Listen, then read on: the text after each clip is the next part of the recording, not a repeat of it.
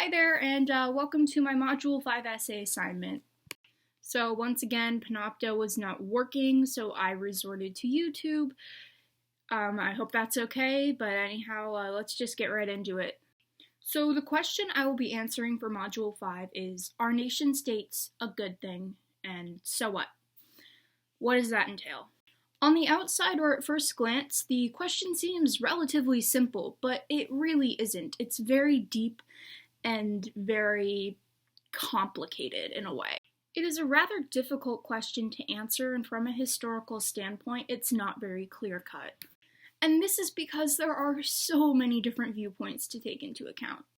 You are going to get a different answer from nearly every person you ask about this, which is what makes it such an interesting question to approach. So before we truly unpack this, let's just get started with the basics. What defines a nation-state? What is it?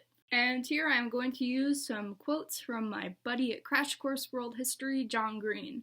So first he says, a nation-state involves a centralized government that can claim and exercise authority over a distinctive territory. That is from Crash Course World History number 34, and that ends at 2 minutes and 2 seconds. And to add on to his last quote, he also says, it also involves a certain degree of linguistic and cultural homogeneity. And that is from the same video, and it ends at 2 minutes and 7 seconds.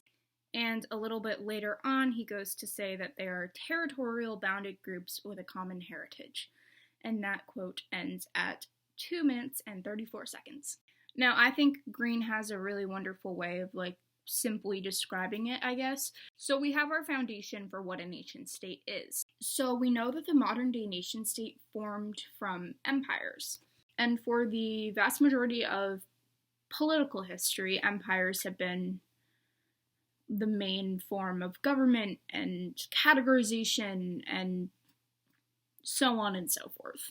But that's actually a really good point to take into account. Categorization. Why is that important? Well, throughout history, we can learn that humans love to do one thing more than they love to do anything else, and that is categorize. So it is no wonder that the nation-state and nationalism came about. So on the categorization note, I'm going to take us back into the more earlier parts of Harari's Sapiens. And he has a couple of terms that he calls a bridge and a gap in between humanity.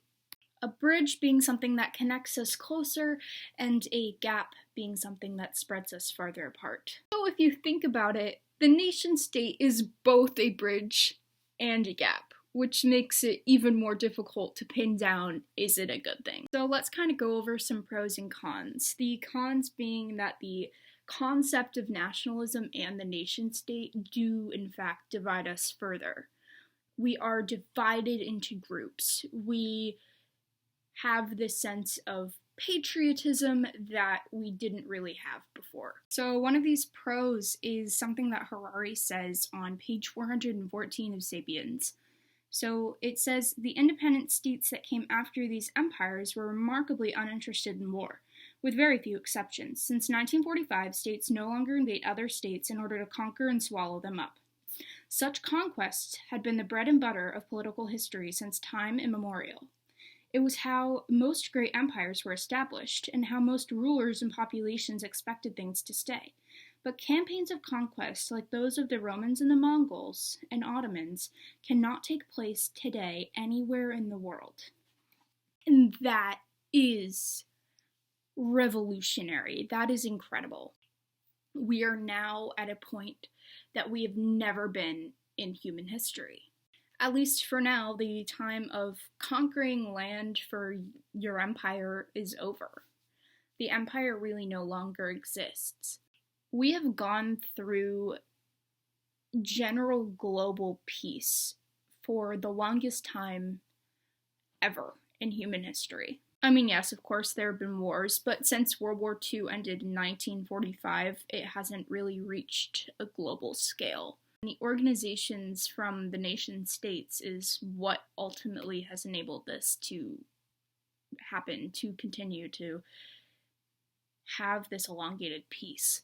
Another thing that the nation-state has enabled us to do is create these vast trade networks. and we are more connected than we have ever been in history. Governments now work with each other to better their societies. Yes, of course, some still obviously don't do that, but beggars can't be choosers. And now we are also able to travel freely to most places in the world. Before, you couldn't really do that. So, is the nation state a good thing? Is very debatable. I believe it is a work in progress. I think that's the best way to put it. It is ultimately one of the most well organized and better systems that we have created throughout humanity, but there's a lot of things that still need working on. The nation state has done revolutionary things for the human species, but it has a long way to go. So anyway, thank you very much for watching. I hope you somewhat enjoyed, and I hope it's good. Thanks again. I'll see you later. Bye.